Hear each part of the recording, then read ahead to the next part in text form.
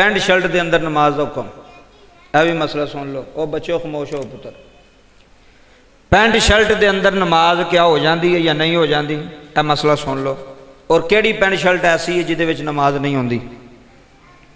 कई साढ़े ऐसे नौजवान ने और जदों नमाज पढ़न लगते हैं ना, उन्हें पैंट पाई होंदी है तो पैंट थल्लों फोल्ड कर लेंदे ने भी गिट्टे नंगे हो जाण, गिट्टे नंगे हो जाण। भी इस्लाम कहता भी नमाज में तुहाडे गिट्टे नंगे होने चाहिए ने, शरीयत कहती है। वो फिर थल्लों ना पैंट फोल्ड कर लेंदे ने। अक्सर तुसीं वेखिओ, हुण ना वेख्या होया तो हुण इस मसले तो बाद वेख लिओ, कुछ नौजवान होंदे ने थल्लों पैंट नूं फोल्ड करदे करदे 2-3 तहवां ला लैंदे ने। जिहड़ा बंदा पैंट फोल्ड करदा है, इस्लाम ने मना किया कपड़ा फोल्ड करने तो।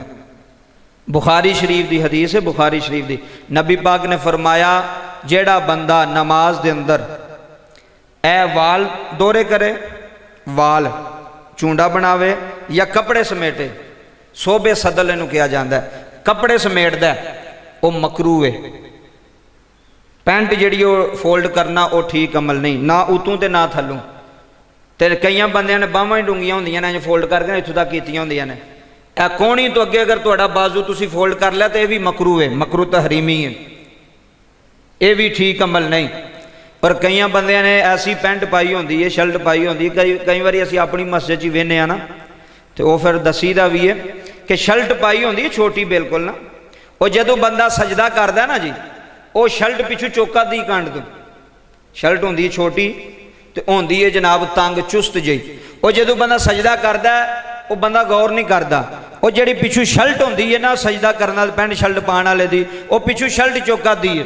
इधर तवज्जो फरमाओ, अगर नमाज पढ़दियां जिसम का चौथा हिस्सा नज़र आ जाए, जिसम का नाफ तो लैके नाफ तो लैके धुन्नी तो लैके ते घुटनियां तक ए जिहड़ी जगह वे ये मर्द ते छुपाना फर्ज है। की है छुपाना, की है फर्ज। अगर इन्ने हिस्से विच नाफ तो लैके घुटनियां तक, तवज्जो फरमाओ, इन्ने हिस्से विच अगर चौथा हिस्सा तुहाडा नंगा हो गया नमाज दे विच, तुहाडी नमाज टुट गई है, क्योंकि तुहाडा वूजू ही नहीं रहा, तुहाडा वूजू खत्म हो गया। ए शर्टां मुंडियां पाइयां होंदियां ने, पिछों अद्धी अद्धी कंड नज़र आउंदी है, तो वह सजदा पे करदे ने, उन्हें पता ही नहीं नमाज होई कोई नहीं, साड़ा तो वूजू खत्म हो गया। और फिर दूसरे नंबर पर हुण ऐसियां पैंटां आईयां ने, पता नहीं बंदे पा किवें लैंदे ने, पांदियां भी घंटा लगदा ते लांदियां भी चुस्त। नबी पाक ने लानत फरमाई है ऐसे मर्द औरत उत्ते जिहड़ा चुस्त लिबास पहने, जिहदे नाल बंदे दे मखसूस अज़ा ज़ाहिर होण। नबी पाक ने लानत की उस बंदे ते, नबी पाक ने उस औरत ते लानत की जिहड़ी तंग लिबास पहने। बाजारां जाओ की जे, दुकानां ते जाओ की है, ए चुस्त लिबास औरतां भी पाया है तो चुस्त लिबास मर्दां भी। ऐसी ऐसी जीन दी पैंट, फिर ऐसी पैंटां आईयां ने, अगर तुसीं पैंट शर्ट पानी है मना नहीं करते, लेकिन खुला लिबास इस्तेमाल करो कि तुहाडे अज़ा उहदे विच नज़र नहीं होने चाहिए। और खास करके जो बंदा नमाज पढ़दा होवे, नमाज दे विच अल्लाह ताला दी इबादत है, तो नमाज दे विच ऐसी चुस्त पैंट पा के नमाज पढ़नी या ऐसी जनाबे वाला सख्त शर्ट पा के नमाज पढ़नी, वो नमाज किवें होवेगी? तुहाडा सत्तर ही खुल जाना, तुहाडे अज़ा नज़र आ रहे हैं। इस वास्ते कोशिश करो, अगर किसी ने बहुता ही शौक है पैंट शर्ट पाने का, असीं मना नहीं करते, लेकिन पैंट शर्ट खुली इस्तेमाल करो। तो दूसरे नंबर पर जिहड़ी शर्ट है वो जरा लंबी इस्तेमाल करो कि सजदे जान लगे तुहाडी कंड पिछों नज़र ना आवे, कजी होवे, फिर तुहाडी नमाज होवेगी।